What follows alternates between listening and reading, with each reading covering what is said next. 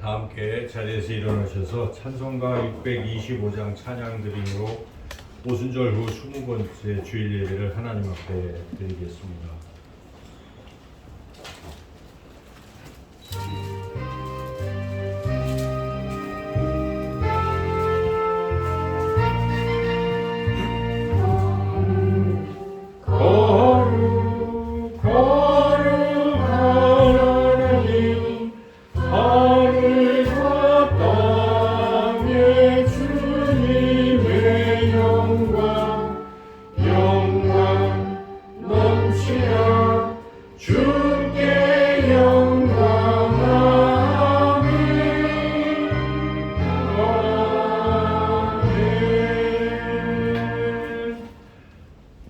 너희는 여호와께 감사하며 그의 이름을 불러 아뢰며 그가 행하신 일을 만민 중에 알릴지어다. 그에게 노래하며 그를 찬양하고 그 모든 기사를 전할지어다. 그의 성호를 자랑하라. 여호와를 구하는 자마다 마음이 즐거울지로다. 아멘. 참 좋으신 아버지 하나님 감사드립니다. 이처럼 좋은 계절에 또 우리를 지켜주시고 평안하게 살아가게 하심도 감사를 드립니다. 이 시간은 또 거룩한 주일인데 저희들의 건강과 믿음을 지켜주셔서 이 시간 하나님 앞에 나와 예배로 영광 돌리게 해주심도 감사를 드립니다. 주의 성령께서 이 시간 우리의 영혼과 마음과 생각을 지켜주셔서 오직 이곳에 임재하시는 하나님께만 예배드리게 하여 주셔서 하나님 예배를 기뻐 받으시고 우리를 만나주시고 하나님의 놀라우신 사랑과 은혜로 성령으로 충만케 하여 주시기를 간절히 원하오며 예수님의 이름으로 기도드리옵나이다. 아멘. 찬송가 39장 찬양하겠습니다.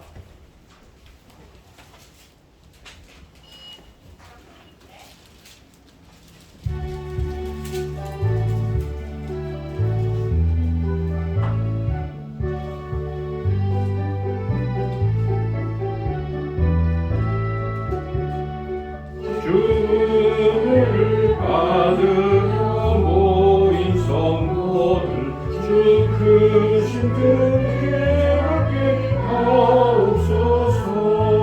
내 고통의 멍에를 하나롭게 되니 날 구속하신 이름 찬양하리.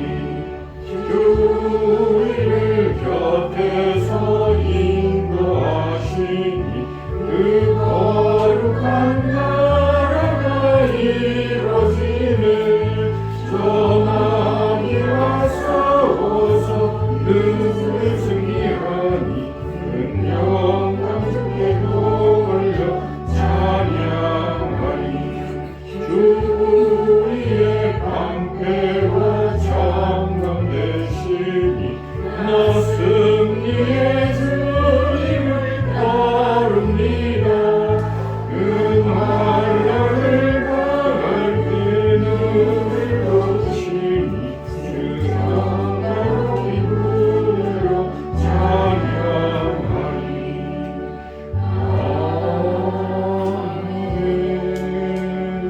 성시교동문 67번입니다.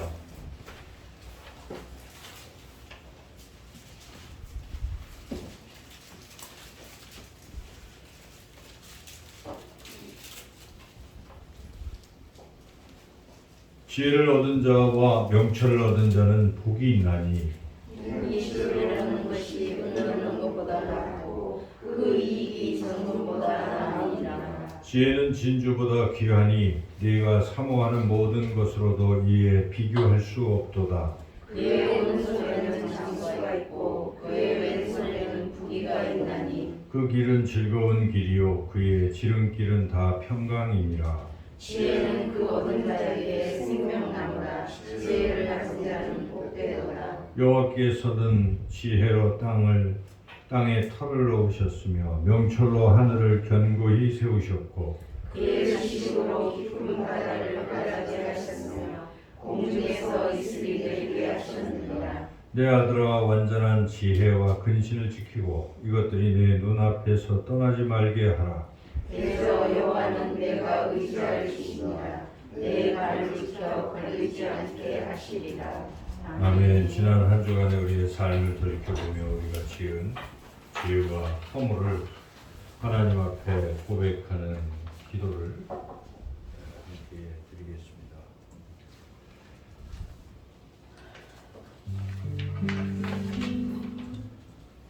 주보에 기록된 기도문으로 함께 기도드리겠습니다. 우리를 사랑하시고 날마다 사랑과 은혜를 베풀어 주시는 하나님 아버지, 저는 그 인자를 알고 나기도 제 주인의 구유를 알건만은 나의 백성은 깨닫지 못하는도다 하신 주님의 말씀을 기억합니다. 저희들이 바로 그렇게 하나님을 알지 못하는 백성입니다. 하나님께서는 세상에서 방황하는 저희들을 찾아와 주셨고 지명하여 불러주셨고 예수님의 십자가 공로로 의롭게 해주셨으며 약속의 자녀로 거듭나는 은혜를 베풀어 주셨습니다. 그러나 저희들은 그 모든 은총을 잊어버리고 감사도 감격도 없는 완악한 삶을 살고 있습니다. 오히려 하나님을 향해 불평과 불만을 터뜨리며 망령된 말과 행동을 일삼았습니다. 주여 이 모든 죄를 회개하오니 용서해 주옵소서. 이제부터는 하나님을 알기 힘쓰며 그 뜻대로 순종하며 살아가는 백성이 되게 하여 주옵소서. 예수님의 이름으로 이 고백의 기도를 드립니다. 아멘. 계속해서 하나님과 나만이 아는 죄를 고백하겠습니다.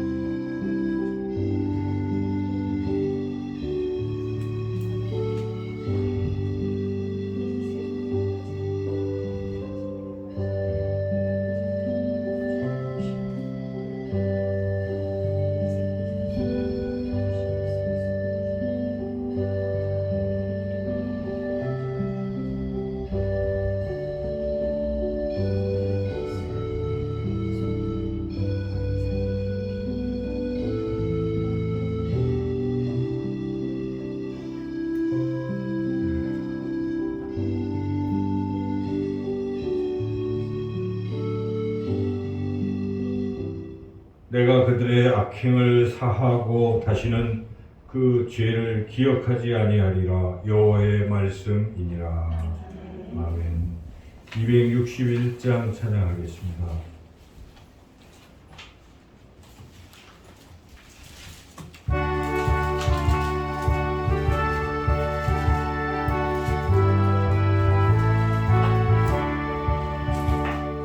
이 세상의 모든 죄를 밝히시는 주의 보혈, 성전에서 그 귀한 피 찬송하고 찬송하세. 주님 앞을 멀리 떠나 길을 헤맬 때에 나의 길을 따라오사 친히 구원하셨도다.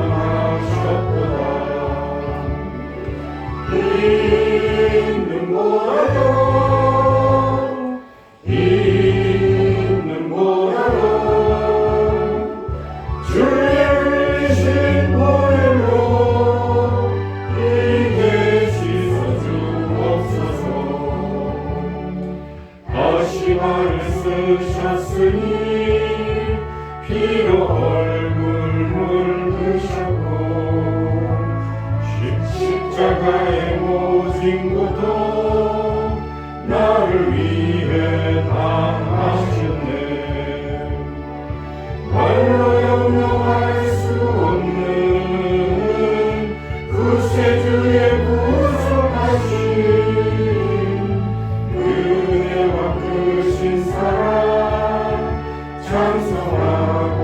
찬송하세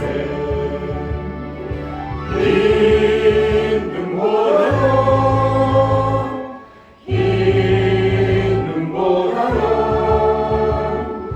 주신 걸로 이게 씻어주옵소서 아버지를 멀리 떠나 다른 길을 저버리고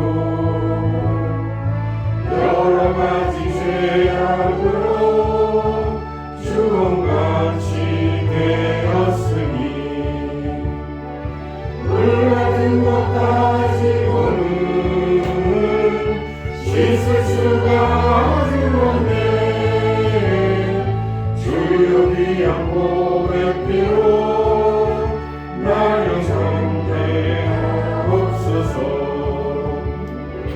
있는 뭐라도 있는 뭐라도 주의 흘리신 물로 이게 씻어주옵소서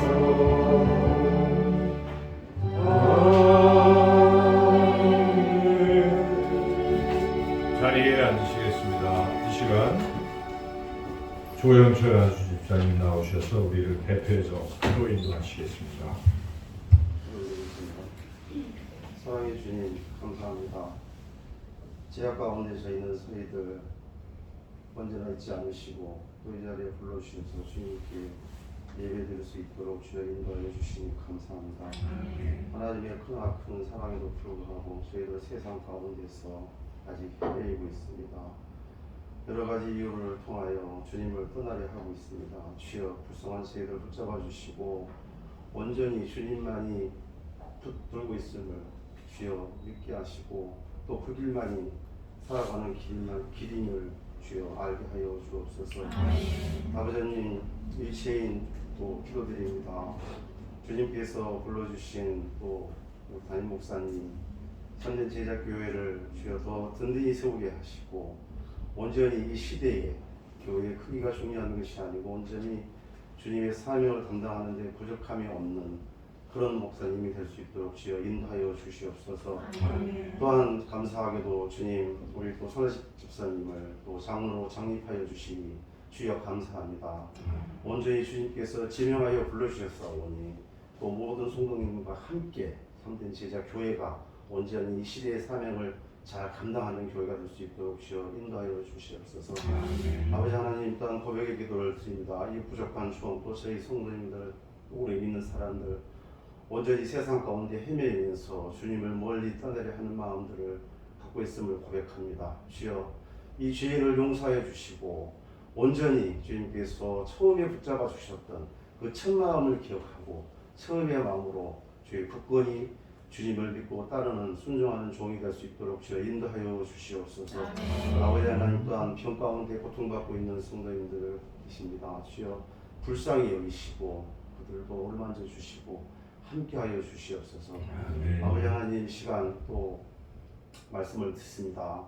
주님의 말씀을 듣는 동안 악한 영들이 틈타지 못하도록 하시고 온전히 성령의 인도하심 따라 주님 말씀에 집중하며 무엇보다도 우리의 마음을 활짝 열고 그 말씀을 받아들이는 저희들 될 수 있도록 주여 인도하여 주시옵소서.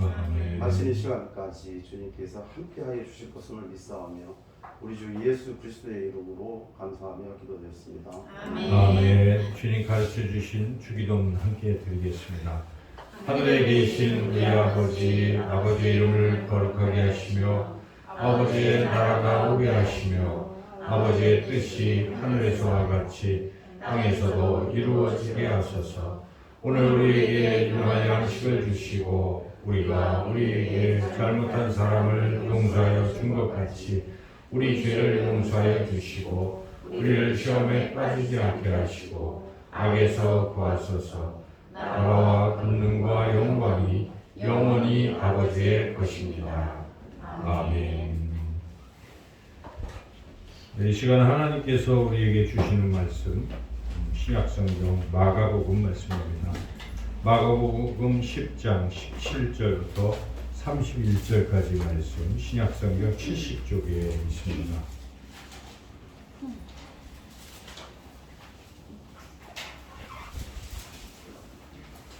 마가복음 10장 17절부터 31절까지의 말씀, 제가 하나님 말씀을 봉독하겠습니다. 예수께서 길에 나가실새 한 사람이 달려와서 꿇어 앉아 묻자오되 선한 선생님이여 내가 무엇을 하여야 영생을 얻으리이까? 예수께서 이르시되 네가 어찌하여 나를 선하다 일컫느냐? 하나님 한 분 외에는 선한 이가 없느니라.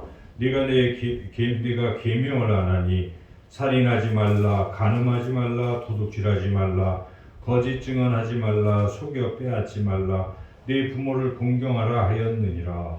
그가 여짜오되 선생님이여 이것은 내가 어려서부터 다 지켰나이다. 예수께서 그를 보시고 사랑하사 이르시되 네가 아직도 한 가지 부족한 것이 있으니 가서 내게 있는 것을 다 팔아 가난한 자들에게 주라. 그리하면 하늘에서 보화가 내게 있으리라. 그리고 와서 나를 따르라 하시니 그 사람은 재물이 많은 고로 이 말씀으로 인하여 슬픈 기색을 띠고 근심하며 가니라.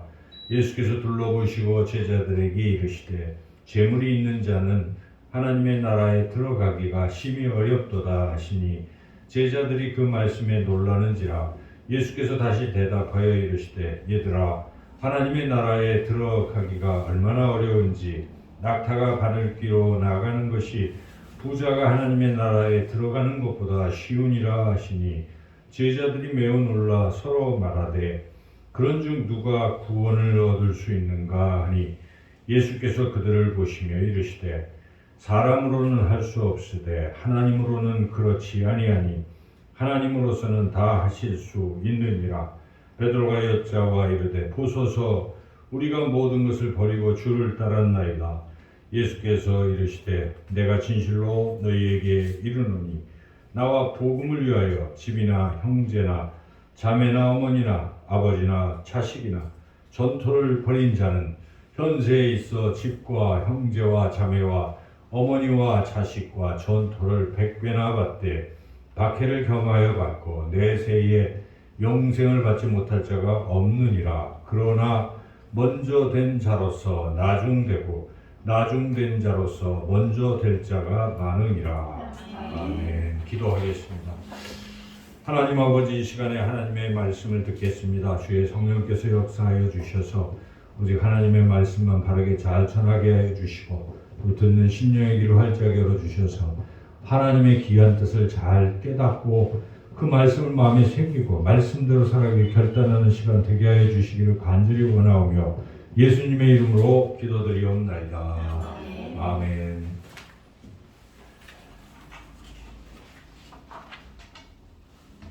자, 우리는 날마다 인생의 길을 걸어가고 있습니다. 하루하루 인생의 길을 걸어가고 있는데 이 인생길의 마지막 종착역이 있을 것입니다. 그 종착역, 종착지는 죽음입니다. 그래서 사람은 누구나 때가 되면 죽게 됩니다. 근데 죽음이 과연 끝인가? 죽음 뒤에도 또 가야 할 길이 있다는 것입니다. 두 갈래 길입니다. 하나는 영생의 길이요, 다른 하나는 영벌의 길입니다. 우리가 마지막 죽을 때 심판이 있습니다. 성경은 그것을 우리에게 증언하고 있습니다. 사람이 한 번 죽는 것은 정하는 것이요 그 후에는 심판이 있으리라. 히브리서 9장 27절에서 하나님께서 말씀하십니다. 심판이 있는 것이죠. 심판의 결과에 따라서 어떤 사람은 죽음 뒤에 영생의 길로, 어떤 사람은 영벌의 길로 가게 될 것입니다. 그 영생은 어떤 것입니까?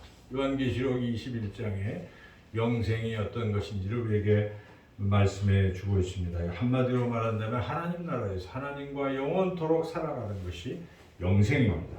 또 내가 새 하늘과 새 땅을 보니 처음 하늘과 처음 땅이 없어졌고 바다도 다시 있지 않더라. 또 내가 봄에 거룩한 성 새 예루살렘이 하나님께로부터 하늘에서 내려오니 그 준비한 것이 신부가 남편을 위하여 단장한 것 같더라. 내가 들으니 보좌에서 큰 음성이 나서 이르되 보라, 하나님의 장막이 사람들과 함께 있음에 하나님이 그들과 함께 계시리니 그들은 하나님의 백성이 되고 하나님은 친히 그들과 함께 계셔 모든 눈물을 그 눈에서 닦아주시니 다시는 사망이 없고 애통하는 것이나 곡하는 것이나 아픈 것이 다시 있지 아니하리니 처음 것들이 다 지나갔음이로라.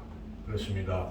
우리가 죽고 나면 하나님과 함께 하나님의 나라에서 영원토록 사는 것이고, 그 하나님의 나라에서는 이 땅에서 우리가 겪었던 죽음도 질병도 고통도 아픔도 없는 것입니다. 오직 평안과 기쁨만이 넘치는 그러한 곳이 하나님의 나라입니다. 우리가 하여간 영생을 누리기를 소망하는 것이죠.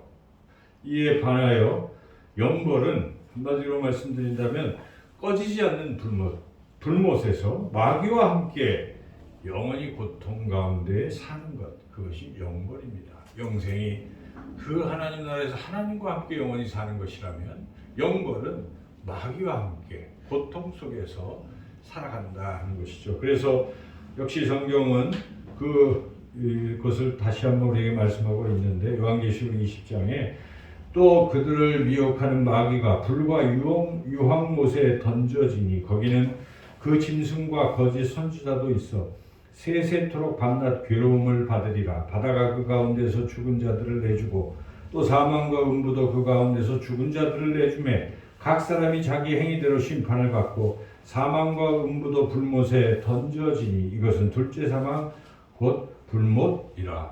이렇게 성경은 우리가 죽음 뒤에 심판을 받고 어떤 사람은 영생의 길로, 어떤 사람은 영벌의 길로 간다는 것을 분명히 말씀하고 있습니다. 그러면 누가 영생의 길로 가는 것인가? 누가 영벌을 받는 길로 가는 것인가? 성경은 또 그것도 우리에게 말씀하고 있는데, 우리가 잘 아는 요한복음은 영생을 얻는 길을 잘 말씀해 주십니다. 바로 우리 예수님께서 친히 하시는 말씀들이 이 영생을 얻는 길에 대해서 요한복음에 아주 잘 나와 있습니다. 여러 곳에 나와 있는데, 우리가 잘 아는 대로 그를 믿는 자마다 영생을 얻게 하려 하심이라. 그는 예수님을 가리키는 것입니다. 예수님 믿는 사람은 다 영생을 얻는다는 것입니다.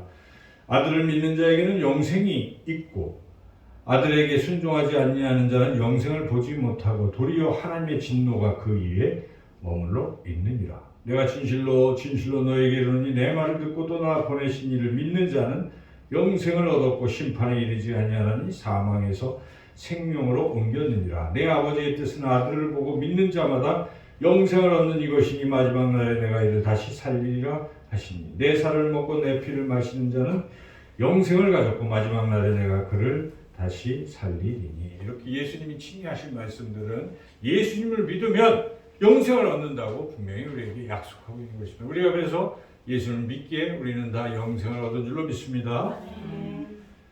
이런 것에 대해서 예수님의 말씀을 사도 요한이 또 해석을 합니다. 그래서 여러분들 요한 1서를 이렇게 읽어보면 거기도 동일하게 나오고 있습니다. 내가 하나님의 아들의 이름을 믿는 너희에게 이것을 쓰는 것은 너희로 하여금 너에게 영생이 있음을 알게 하려 함이라. 사도 요한 1서를 기록한 이유가 무엇입니까? 예수를 믿는 사람들에게 영생이 있다는 것을 알게 하려고 썼다는 것입니다. 여러분, 그래서 이 확신을 가지고 살 필요가 있습니다. 나는 영생을 얻은 사람이구나.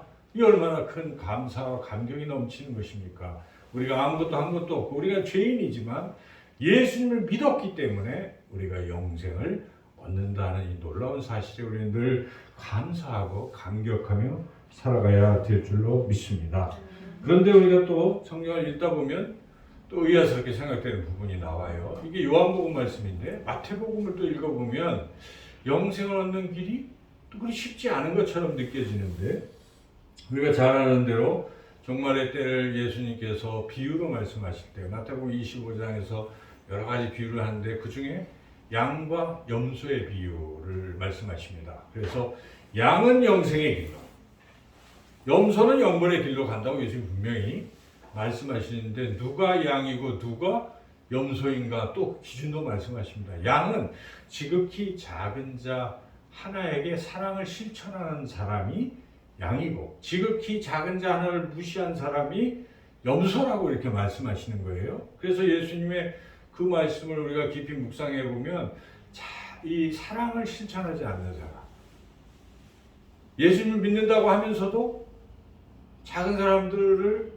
무시하고 사랑하지 않는 이런 사람들은 용서라는 것입니다. 예수님이 하신 말씀이죠. 그래서 이걸 또 읽다 보면 부담이 생기는 것이죠. 그럼 내가 용서를 못 얻었단 말인가. 또 이렇게 사랑의 실천의 부분도 말씀하셨지만 예수님께서는 마태복음 18장에서는 또 이런 말씀도 하십니다. 만일 네 눈이 너를 범죄하게 하거든 빼어내 버리라. 한 눈으로 영생에 들어가는 것이 두 눈을 가지고 지옥불에 던져지는 것보다 나으니라. 이 말은 범죄하면 영생을 얻을 수 없다는 말씀이죠. 그래서 차라리 범죄한 한 눈을 빼고 범죄하지 않은 눈으로 한 눈으로 천국에 들어가라는 예수님의 그 비유의 말씀인 것이죠. 그래서 이것을 보면은 사랑을 실천하지 않아도 영생을 얻을 수가 없고 또한 죄를 범해도 영생을 얻을 수 없다는 말씀이에요. 이게 예수님의 말씀입니다. 그래서 요한복음만 우리가 열심히 읽으면 나 영생 얻었네 하다가 마태복음의 말씀을 읽어보면 이게 또 걸림이 되는 것이죠. 그래서 우리가 이 말씀을 양쪽을 다 우리가 읽는데 이럴 때 그럼 어떻게 해야 영생을 얻는 것인가 의구심이 들 텐데 오늘 우리가 읽었던 이 본문이 그것에 대한 해답을 주고 있다는 것입니다. 이 마가복음의 본문이 우리의 영생을 얻는 길이 무엇인지를 분명하게 말씀해 주고 있는데 아까 읽었던 말씀들 다시 한번 생각해 본다면 어떤 부자가 예수님께 나와서 질문한 것입니다. 어떻게 영생을 얻을 수 있습니까? 그럴 때 예수님께서 십계명을 쭉 말씀하시면서 그 지켜라 이렇게 말씀하셨어요. 그랬더니 그 어떤 사람이 저 다 지켰는데요. 근데 그게 사실이었던 거예요. 그래서 예수님이 그를 사랑하는 마음으로 그런데 한 가지 좀 부족한 게 있는데 요거까지 더 해라. 가서 네 소유를 다 팔고 그래서 가난한 사람들한테 나눠주고 너는 나를 따라오라. 근데 그 사람은 부자예요. 가난한 사람은 줄 것도 없으니까 그냥 따라오면 되죠. 예수님의 제자들인 어부, 베드로 별로 없잖아요. 그러니까 그냥 따라오기가 쉬웠는데 이 부자는 가진 게 많으니까 참아 놓고 가기가 어려웠던 거예요. 그래서 따라갈 수가 없었어요. 그때 예수님께서 안타깝게 여기시고 부자가 하나님 나라 들어가는 거 참 어렵구나. 차라리 낙타가 바늘기 그 조그만 문으로 들어가는 것보다 더 어렵다 이렇게 말씀하셨죠. 제자들이 그럼 누가 영생을 얻을 수 있겠습니까? 누가 구원을 받을 수 있겠습니까? 누가 하나님의 나라에 들어갈 수 있겠습니까? 하고 질문을 했을 때 예수님이 답변하신 것이 그 바로 27절 말씀인 거예요. 그래서 27절 말씀 우리가 같이 한번 읽어보겠습니다. 예수께서 그들을 보시며 이르시되 사람으로는 할 수 없으되 하나님으로는 그렇지 아니하니 하나님으로서는 다 하실 수 있느니라. 이게 정답인 것입니다. 우리의 구원, 우리의 영생을 얻는 것은 우리가 하는 게 아니에요. 누가 하십니까? 하나님이 해주시는 것입니다. 그래서 전적으로 하나님의 은혜 가운데 우리가 영생을 얻게 된다는 것이 예수님의 답변입니다. 사람들은 자기 힘으로 뭘 해서 영생을 얻으려고 노력을 해봅니다. 그래서 우리가 아는 모든 종교나 또 모든 이런 도덕이나 이런 것들은 무엇입니까? 착한 일 많이 하고 또 그 어떤 특정한 종교에서 요구하는 어떤 이런 것들을 열심히 다 지키고 이렇게 종교생활 열심히 하면 천국 가겠지. 이런 생각을 우리가 하지만 아니라 하는 것입니다. 그게 아니라 하는 것입니다. 교회를 나와도 내가 이렇게 교회를 매번 잘 참석하고 또 교회에서 이렇게 얘기하는 거 다 지키고 하면 천국 가겠지. 그게 아니라는 것이죠. 성경은 사람의 힘으로는 불가능하기 때문에 그렇습니다. 그렇게 해도 다 할 수가 없는 거예요, 인간은. 그래서 선행이나 종교 활동이나 다른 여러 가지 일을 아무리 할지라도 그것으로 우리가 구원을 얻거나 영생을 얻을 수 없다는 것이 하나님 말씀입니다. 예수님 말씀하시잖아요. 사람으로는 할 수 없다. 당시에 부자들은 축복받은 사람으로 여겨졌어요. 물질이 복이었기 때문에.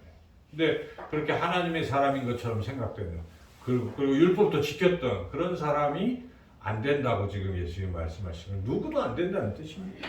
인간은 인간의 힘으로 구원, 영생, 하나님의 나라에 들어갈 수 없다라고 예수님 분명히 선언하고 계신 것입니다. 그러나 하나님이 하시면 누구라도 또 들어갈 수 있는 게 영생, 구원의 길이다 하는 것을 예수님 분명히 말씀하십니다. 그래서 우리가 요한복음의 말씀 맞습니다. 예수님을 믿으면 구원받는데 문제는 예수님을 믿는 것도 내 힘으로 하는 것입니까?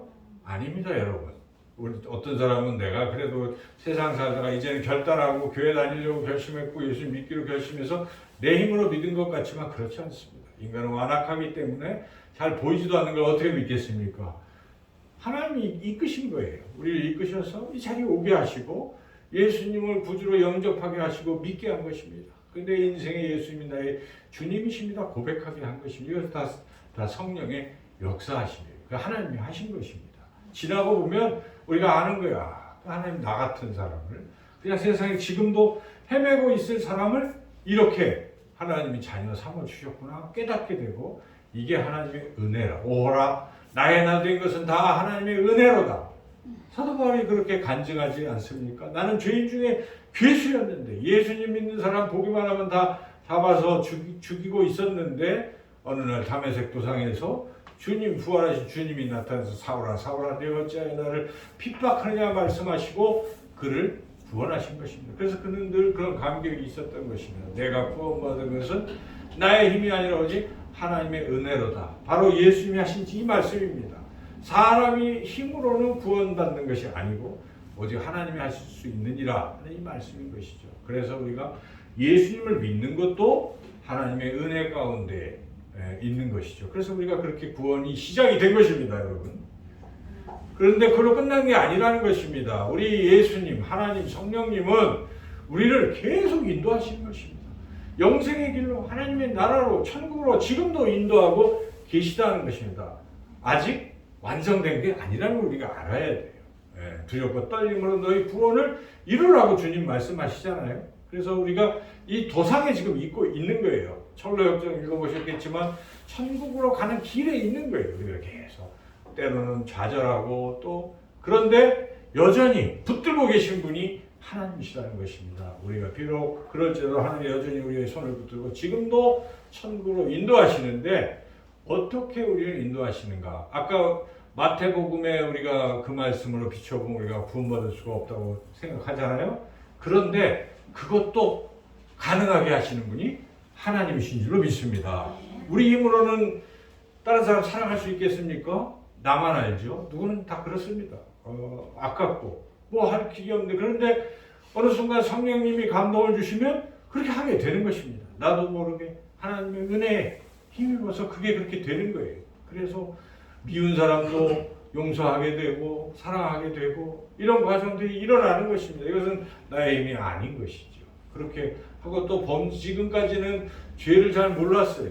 그래서 그냥 이렇게 해도 나 이 정도면 깨끗하다고 살았는데 예수님 믿고 나서 보니 성령께서 항상 야 그러면 안 되잖아 하는 그런 마음을 자꾸 주시니까 그러면 안 되는데 하는 생각을 하게 되고 과거하고는 다른 것이죠. 과거에는 죄책감도 없어요. 그냥 죄로 생각도 안 했는데 예수님 믿고 나니까 자꾸 걸리는 거예요.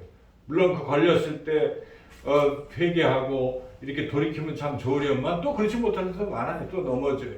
그래도 여전히 다시 주님을 바라볼 수밖에 없는 그런 마음도 하나님 주시는 겁니다. 그래서 점점 우리는 주님과 교제하면서 주님을 닮아가는 그런 삶을 살아간다는 것입니다. 이런 과정을 우리가 지금 겪고 있는 것이에요. 이렇게 하다가 또 세상을 언젠가 떠나겠죠. 떠나는 순간 그때는 뭐 하십니까? 예수님이 우리의 손목을 굳게 잡으시고 하나님의 나라로 우리를 데려가시는 것입니다.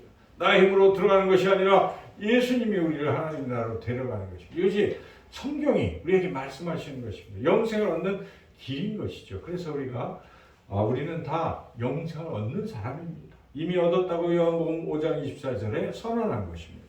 그래서 불안에 떠는 자들에게 이야기하신 거예요. 너희가 예수를 믿기 때문에 너가 믿는 예수님께서 너의 손을 잡고 천국으로 반드시 인도할 것이다 라고 사도 요한은 우리에게 예수님의 말씀을 전하고 있습니다. 오늘 본문은 그래서 예수님을 믿는 사람, 그래서 영생을 얻는 이 사람들은 어떤 길로 걸어가는가를 또한 보여주고 있다 하는 것이죠. 그래서 오늘 그 길을 우리가 한번 쭉 읽어보면서 은혜를 나누고자 합니다. 첫째는 하나님의 말씀에 순종하게 해주신다는 것입니다. 19절 말씀을 같이 한번 읽어보겠습니다. 너희가 계명을 안 하니 살인하지 말라, 간음하지 말라, 도둑질하지 말라, 어디 증언하지 말라, 속여 빼앗지 말라, 내 부모를 공경하라 하였느니라. 예수님께서 이 말씀을 하셨다는 것은 영생을 어떻게 얻어야 되겠습니까? 할 때 예수님이 십계명 말씀을 하셨다는 것은 영생을 얻는 사람들의 특징은 십계명을 지키고 살아간다는 것입니다. 뭐 지켜야 간다는 뜻이 아니라 이미 예수님을 믿음으로 하나님의 자녀가 되었기 때문에 그렇게 가도록 성령께서 인도하신다는 것입니다. 완벽하지는 않지만 자꾸 그렇죠 여러분. 옛날에 교회 다니기 전에는 이거 죄로 생각도 안 되는 것이 있잖아요. 그 정도를 가지고. 그런데 예수님 믿게 되면 자꾸 이렇게 하면 안 돼 하는 마음을 성령님이 주신 거예요. 그래서 점점 이 말씀을 지켜나가는 것이고, 다행히 여기 있는 이 부자는 그것도 지켰어요. 대단히 훌륭한 거죠, 나름. 지켰는데, 그런데 그 다음 단계에 한 가지 부족한 것이 있으니 네가 가진 것을 다 주고 따라오라, 이런 말씀하죠. 다 주고 주님을 따라오라. 이것은 헌신이라는 것입니다. 그러니까 두 번째 단계는 복음을 위해서 헌신하게 해주신다는 것입니다. 21절에 그렇게 헌신을 촉구하고 계시고, 그리고 28절에 보면 예수님이 제자인 베드로는 또 그렇게 했어요. 그렇죠? 28절 읽어보겠습니다. 베드로가 여짜와 이르되 보소서 우리가 모든 것을 버리고 주를 따라간다이다. 베드로는 배도 버리고 또 다이어가 그물도 버리고 주님 따라갔잖아요. 헌신했어요. 자, 이렇게 헌신의 단계로 가게 된다는 것입니다. 말씀을 지키려고 하고 다음 단계는 헌신으로 가게 된다. 이게 다 하나님이 하시는 일입니다. 여러분의 모습을 보십시오. 과거에 그렇게 헌신을 많이 안 하던 사람도 어느덧 헌신하게 되는 거예요. 주님을 위해서 뭔가 하고 있잖아요. 여러분들이 처음 교회 나와서 그렇게 하나요? 잘 못하잖아요. 헌신이 잘 안 됐는데 어느덧 지금 와서 여기까지 와서 보니까 주님을 위해서 내가 이렇게 헌신하고 있다면 다 하나님이 내 안에서 역사하신 결과들이에요. 그래서 자기 모습이 그렇게 가고 있다면 이거는 이미 구원을 향해서 가고 있는 사람임에 틀림없습니다. 가는 거예요. 가고 있는 것이죠. 그래서 하나님께서는, 성령님께서는 그렇게 하시는 것이. 이게 성령의 역사하심인데, 이 헌신하는 하나님의 사람들이 많이 나오는데 사도 바울을 많이 생각해 보십시오. 사도 바울이 처음에는 그랬는데 나중에 이제 예루살렘으로 갈지 말지를 결정하는 거예요. 1차 전도, 2차 전도, 3차 전도 이렇게 하다가 내가 이제 예루살렘에 가야 하리라 하고 가는데 사람들이 얘기하는 거예요. 거기 가면 당신 붙잡히고 죽을 수도 있고 가지 말라 막 다 막는데 갔거든요. 근데 그게 이 사도 바울이 막 정말 너무 믿음이 커서 그렇게 간 것일 수도 있지만 성령이 역사하신 것입니다. 그래서 보면은 22절에부터 읽어보면 보라 이제 나는 성령에 매여 예루살렘으로 가는데 거기서 무슨 일을 당하는지 알지 못하노라. 오직 성령이 각성에서 내게 증언하여 결박과 환난이 나를 기다린다 하시니 내가 달려갈 길과 주 예수께 받은 사명 곧 하나님의 은혜의 복음을 증언하는 일을 마치려 하면 나의 생명조차 조금 더 귀한 것으로 여기지 아니하노라. 성령에 매여서 성령께서 인도하셔서 그렇게 됐다는 것입니다. 그러므로 우리도 헌신할 수가 있을, 헌신하게 되는 것이죠. 성령의 역사하심이 있을 때 가능한 거예요. 그래서 우리는 늘 성령에 예민해야 돼요. 기도하시면서 성령 충만받고 성령이 말할 수 없는 그런 마음을 자꾸 주시고 그럴 때 가는 거예요. 그러면 이 길로 가는 것이죠. 그래서 천국으로 가는 사람들의 또 두 번째 그 모습은 복음을 위해서 헌신하게 된다. 하나님이 그렇게 하신다 하는 것이죠. 세 번째는 정말 궁극적인 것은 예수님을 따르는 것입니다. 여러 가지 일을 하는 것도 중요합니다. 교회에서 일을 많이 하시는 것도 중요하고 뭐 이웃사랑 실천하고 다 중요한데 그게 예수님과 무관한 삶이 될 수도 있어요. 자칫 모르고 그냥 뭐 일만 하고 있는 거예요. 주님은 놓친 거예요. 그러면 안 됩니다. 우리가 가는 것은 일보다는 예수님을 따라가는 게 중요합니다. 항상 예수님을 따라가는 삶, 날마다. 그래서 예수님께서 21절에 그 부자 청년에게 이거 다 헌신하고 그리고 버리고 나를 따르라라고 말씀하십니다. 예수님께서 제자들에게도 마지막으로 너희가 내 제자가 되려면 십자가를 지고 자기를 부인하고 나를 따르라라고 말씀하시는 것입니다. 그래서 제자의 길, 우리가 구원으로 가는 영생의 길로 가는 사람의 특징은 무엇입니까? 다른 게 아니에요. 예수님께 초점을 맞추고 예수님을 따라가는 것입니다. 예수님을 따라가는 삶. 근데 이렇게 예수님을 따라가도록 성령께서 역사하신다는 것입니다. 그래서 고린도후서 5장 14절에 보면은 그리스도의 사랑이 우리를 강권하시는 도다 이렇게 나오거든요. 그래서 예수님의 사랑, 여러분들이 주님이 날 위해서 죽으셨고 또 나를 천국으로 이렇게 인도하고 계신다. 항상 내가 잘못해도 여전히 또 다가오시고 친구가 되시고 하는 예수님. 자꾸 생각이 나잖아요. 그럼 예수님의 그 사랑에 빠지게 됩니다. 그래서 주님이 나를 이렇게 사랑하시기에 이 사랑 때문에 가는 겁니다. 여러분 그렇게 되는 거예요. 내가 왜 예수님을 따르는가? 남에게 칭찬받으려고 하는 것인가? 자랑하려고 하는 것인가? 여러분 신앙생활 그게 아니잖아요. 누가 뭐라고 해도 가는 사람들이 있잖아요. 이건 뭡니까? 주님을 사랑하기 때문에 가는 것입니다. 주님이 나를 사랑하시는 것, 그 생각하면서 가는 것이죠. 그래서 그러면 그 사랑을 누가 느끼게 하는가? 성령이 느끼게 하는 겁니다. 로마서 5장 5절에 우리에게 주신 성령으로 말미암아 하나님의 사랑이 우리 마음에 부음과 됨이니. 그러니까 성령 때문에 하나님 나를 사랑하신다는 게 느껴지는 것입니다. 여러분 평소에는 잘 눈에 안 보이니까 하나님 나를 사랑하시나 잘 모르잖아요. 근데 기도하다 보면 어떤 사람은 막 울어요. 눈물이 나고 소리 없이 눈물이 나고 감동이 되고 그렇게 되잖아요. 이게 성령께서 내가 너를 사랑한다. 저도 기도할 때마다 그런 하나님의 음성을 듣지 않습니까? 내가 너를 사랑한다. 내가 너와 함께한다. 내가 너를 지명하여 불렀다. 너는 내 아들이라. 이런 말씀을 여러분 듣지 않습니까? 그럴 때 갑자기 감격이 되는 것이고 주님, 저 같은 자를 사랑하시는군요. 그래서 가는 거예요. 이 길을 이렇게 힘들어도 가는 것이죠. 그래서 결국은 주님을 따라가는 그 길에는 주님의 사랑 때문에 간다. 그 사랑은 성령이 부어주신다. 성령이 부어주시는 것을 더 강력하게 느끼시려면 기도해야 됩니다. 언제 성령 충만합니까? 기도할 때 성령 충만. 그래서 와서 우리가 이제 저기 한번 보십시오. 2021년 단위를 기도해. 우리 이제 회복이 올해 주제인데 이제 회복의 때가 왔습니다. 하나님의 역사하심으로 11월 9일부터 위드 코로나. 그렇죠? 그래서 이제 모일 수 있을 거예요. 그렇죠? 여러분. 그래서 11월 차례 우리는 1일부터 오셔서 기도하세요. 그냥 2시간인데 여기에 인도를 해줘요. 보고 그냥 듣고 기도 시간에 기도하시고 매일 나오면 좋지만 또 힘드시더라도 하루라도 나오셔가지고 이 자리에서 은혜 받으시고 성령 충만 받으시면 회복이 될 것입니다. 하나님의 사랑이 내 마음에 부어지고 주님의 사랑에 감사하고 감격해서 걸어갈 수 있게 된다 하는 것입니다. 이제 마지막으로 우리를 어떻게 영생으로 인도하시는가? 이렇게 해서 이제 주님 사랑하고 주님을 따라가는데 자칫 인간에게 넘어지기 쉬운 게 있어요. 교만해질 수 있다는 거죠. 사람은 잘 가다가 교만해지기 쉬워요. 베드로도 교만해집니다. 결국은.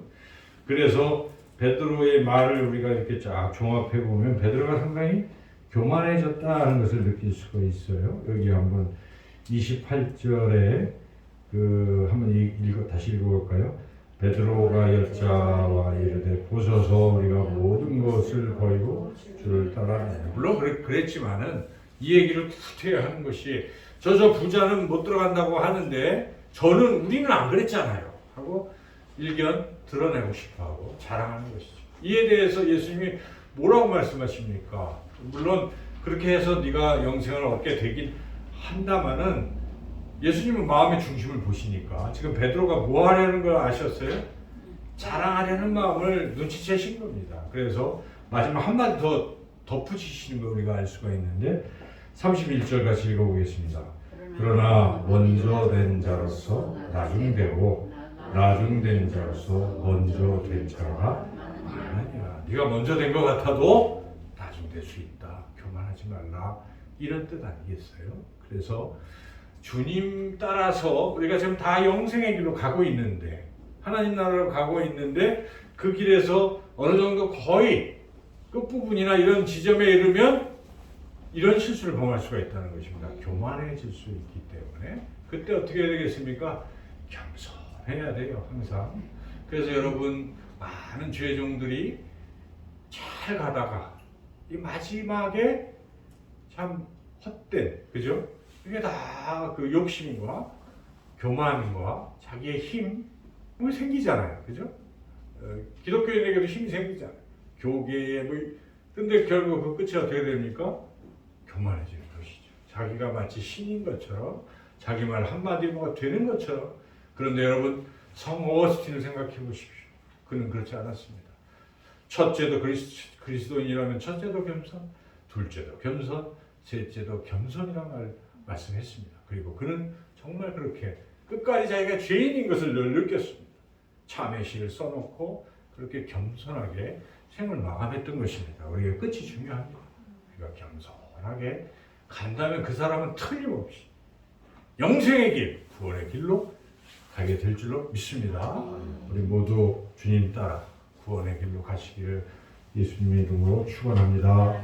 좋으신 하나님 감사합니다. 이 말씀 통해 우리에게 영생을 주신 것 참 감사드리고 이 영생의 길을 걸어갈 때마다 주님 따라서 날마다 우리 삶을 살펴보며 성령의 음성에 귀를 기울이고 한 걸음 한 걸음 우리 모두 사랑하는 성도님들 다 함께 서로 격려하며 천국을 향해 나아갈 수 있게 하여 주시기를 간절히 원하옵고 예수님의 이름으로 기도드리옵나이다. 아멘.